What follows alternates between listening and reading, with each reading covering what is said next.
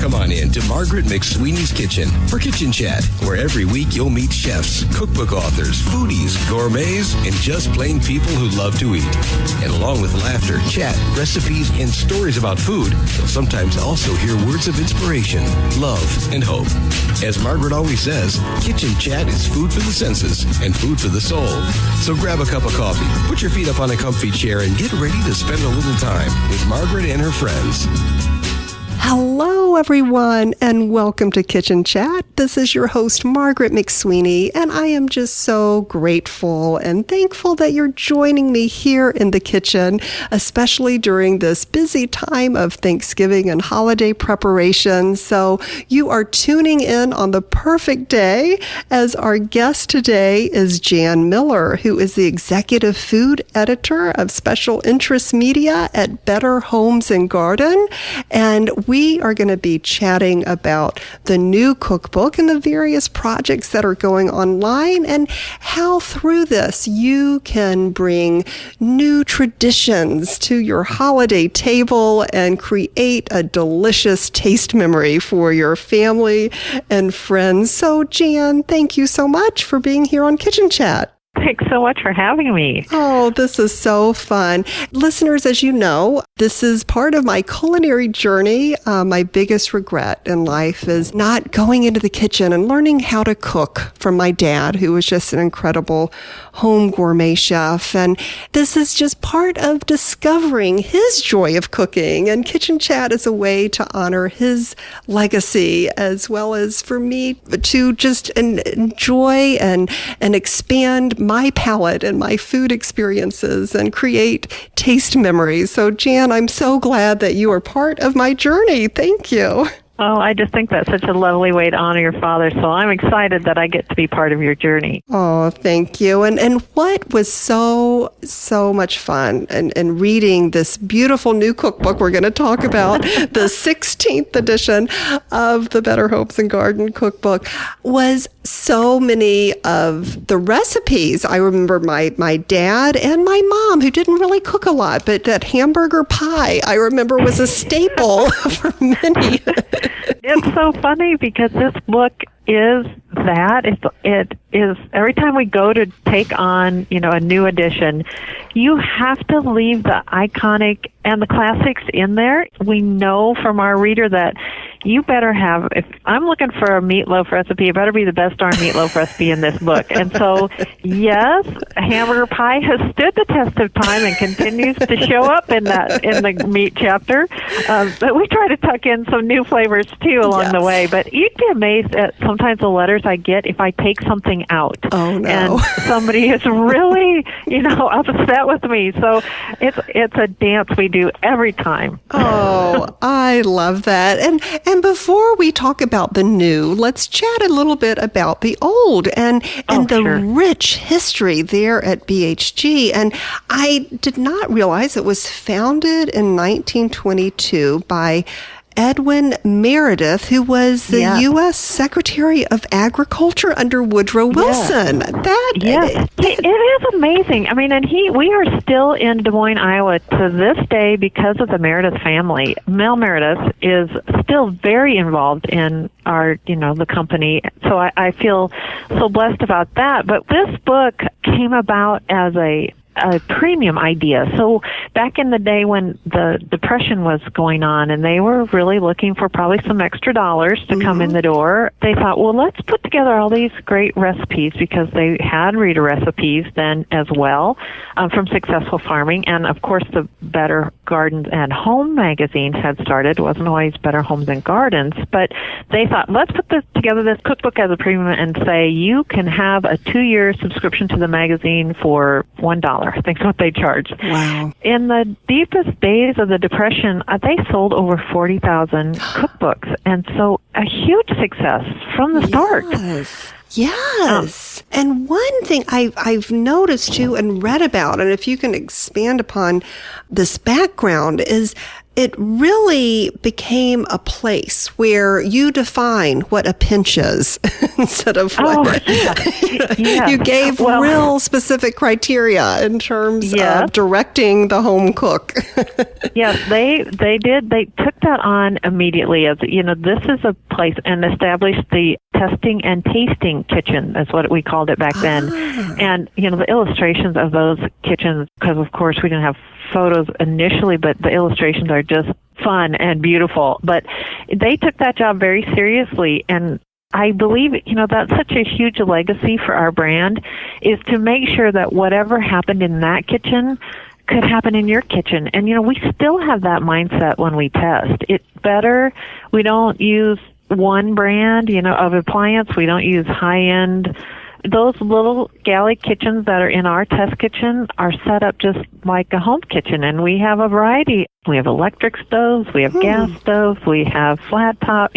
We, again, try to make sure that everything that's happening there happens in your kitchen as well from day one. Yes, and that gives confidence to us going into the kitchen to cook. Now, do you think that the test kitchen there at Better Homes and Gardens was one of the first ones? Was that a new concept that was developed? I do believe that it certainly was, because, that was, we were back in the day when it was so important the homemaker really was coming into her own. It was such an important thing to be a good homemaker, and to read the copy back then in some of the older cookbooks about how important it was to bake a cake that you could be proud of and show off to your company or family. It just didn't matter who you were cooking for, but that your success was so important. Yes, exactly. And so Better Homes and Gardens made that a sure thing, kind of bringing the confidence in the kitchen, but also the practical aspect. And I know we're going to get to some recipes, but first, just the actual presentation of the book hasn't changed a whole lot through time. It's one of the few cookbooks that actually is like a working notebook that can lay flat on your counter. That was one of the most interesting features, but that was the first cookbook that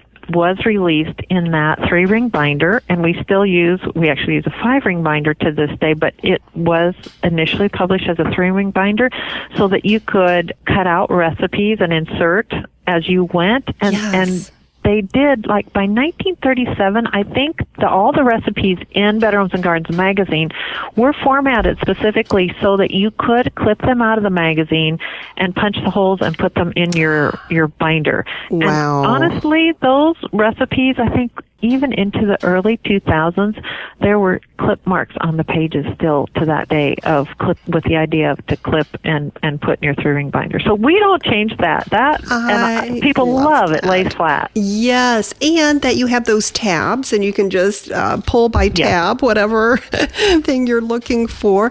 And then another just historical perspective that was so amazing to hear about.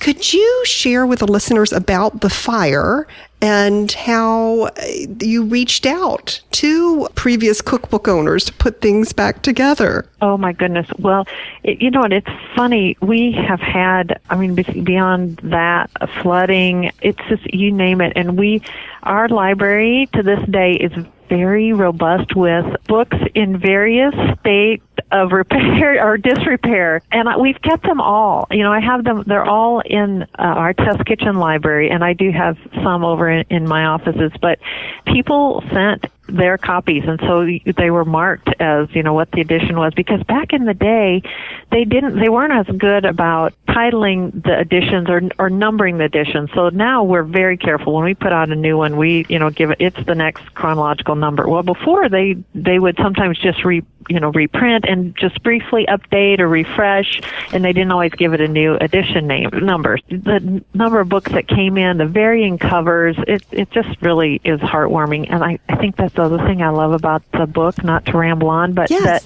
there's always a story with this book from a family. And there's always, whether I have my grandmother's or my mother gave me mine when I was married, or there's notes in the margin. Maybe it's not the edition I use as much anymore, but I keep it because it's a nice little journal and memories of my grandmother. Whenever I cook from it, I feel like my mother is with me. And I cannot tell you how many women have sent us those kinds of stories. And that is what I love about the book.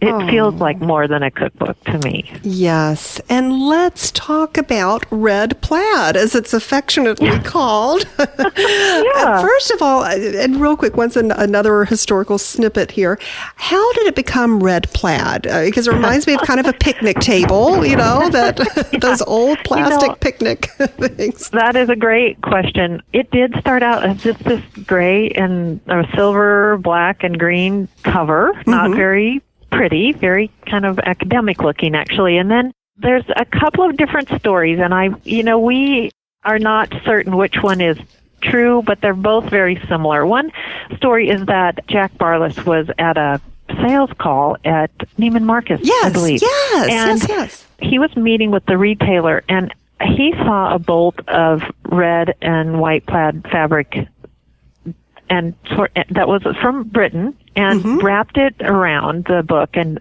from then on brought it back to Des Moines, and they went with that.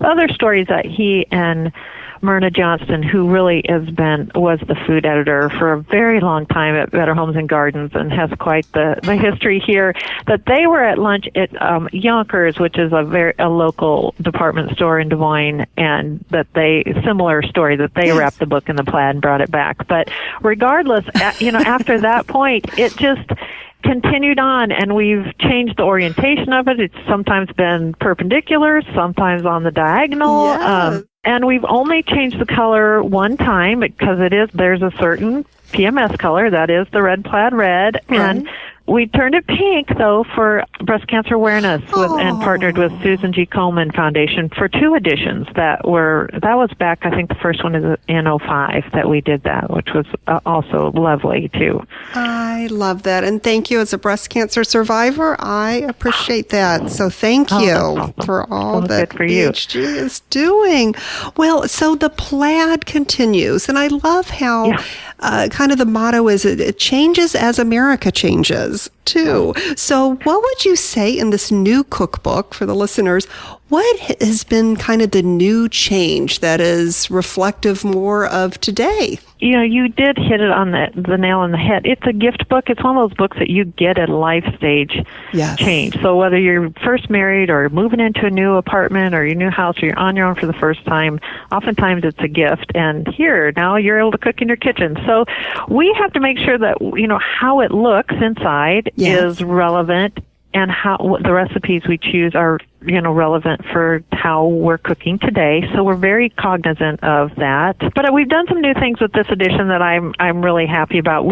And in a very timely manner, we have added a new holiday chapter, which I love because sometimes your new bride gets to be the hostess for the first time, at the holiday. And she thinks, help, what am I going to do? I need some help. So we collected everything in one spot, the turkey and how to make gravy. You should never be afraid of gravy. Homemade gravy is wonderful.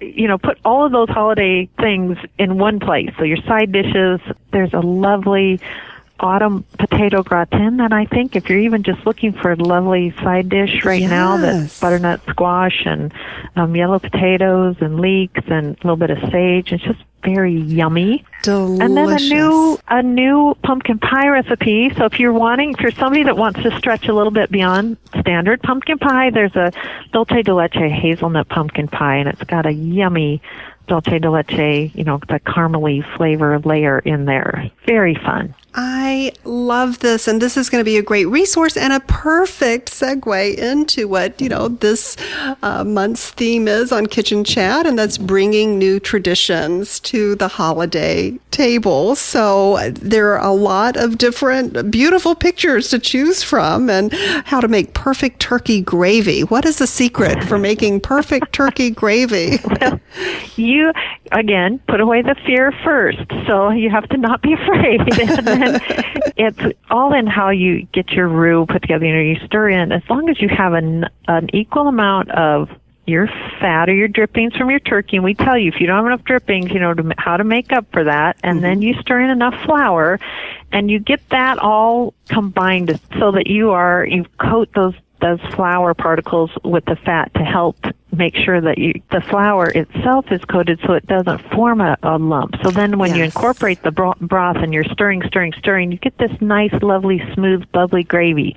And, if all else fails, there's always that, fine mesh sieve that you can strain it through. But we're hoping that with our little tips, we're going to get you through that. And I hands down, you cannot beat homemade gravy. Gravy does not come out of a jar.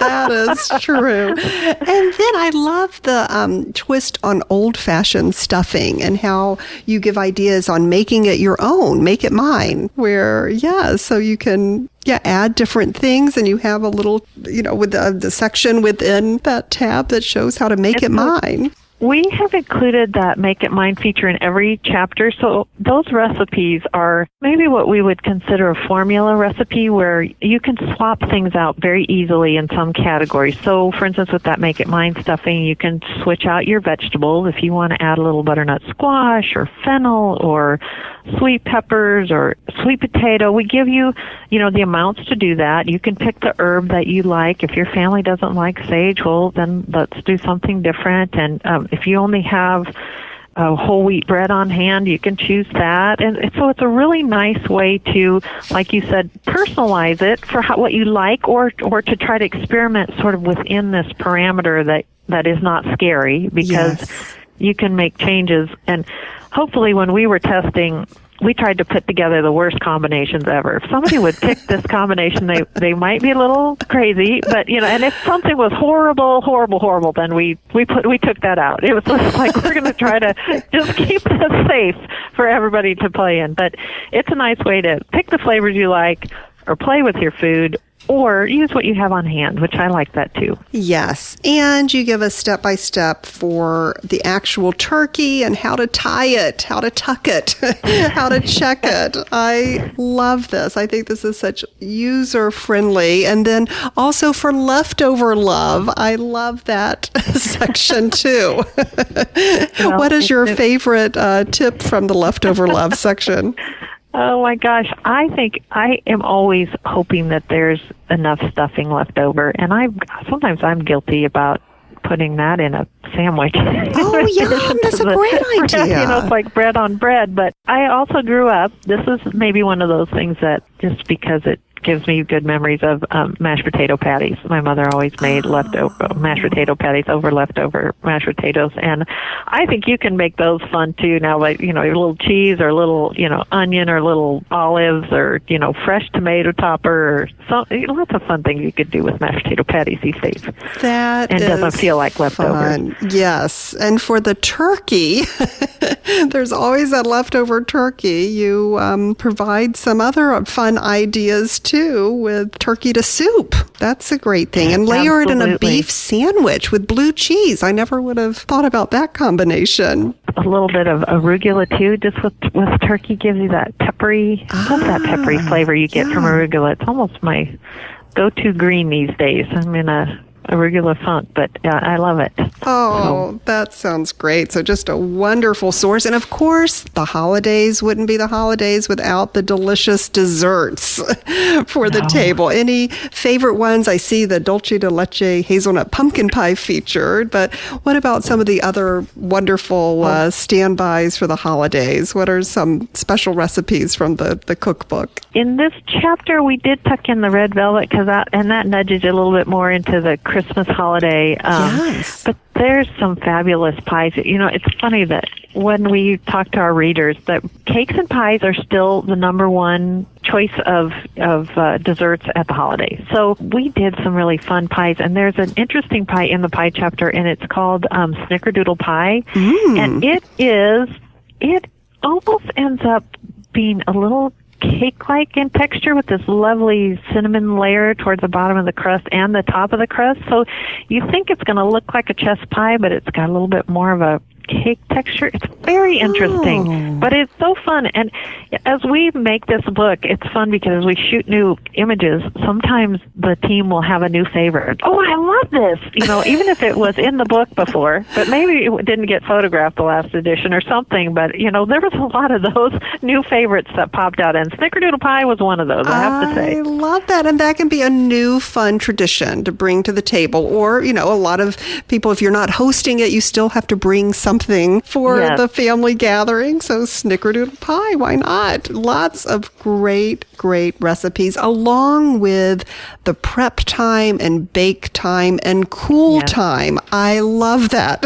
That really we give helps. You every little bit so that you know when you're starting what you're in for time-wise. So it's important to our folks. They say they love that. So we keep going. Oh, this is great. And as you're kind of planning for, the holiday gift giving, definitely, I think, listeners, the Better Homes and Gardens new cookbook can be put on that list for new brides or just under the tree or just a hostess gift, whatever might be. And so the red plaid always is in fashion.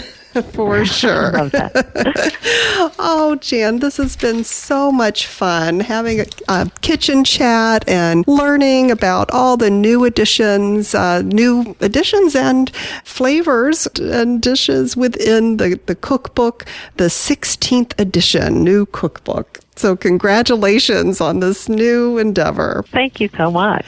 Oh, this is great. And listeners, I'll make sure that I put a link to the new cookbook, Better Homes and Gardens new cookbook, 16th edition, where you can pick one up as well as, and also to Better Homes and Gardens, the great website, the online website, and also where you could order the magazine as well. So once again, Perfect. Jan, thank you for helping bring new traditions to our table. We really appreciate it here on Kitchen Chat. Well, thanks so much for letting me share. I'm so excited about this new edition. So it's fun to tell everybody what we know.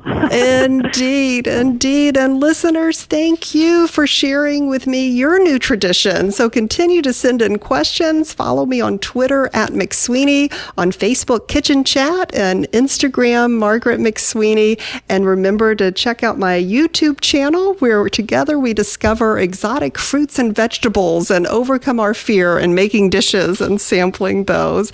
And during this very busy time of year, listeners, I hope you'll just take a moment and savor the day. Thanks for joining Margaret for Kitchen Chat today. Margaret would be so excited for you to drop by and visit with her at kitchenchat.info, where you'll enjoy podcasts, blogs, recipes, tips from chefs, and even great giveaways. She invites you to share your recipes and kitchen stories too. As Margaret always says, savor the day.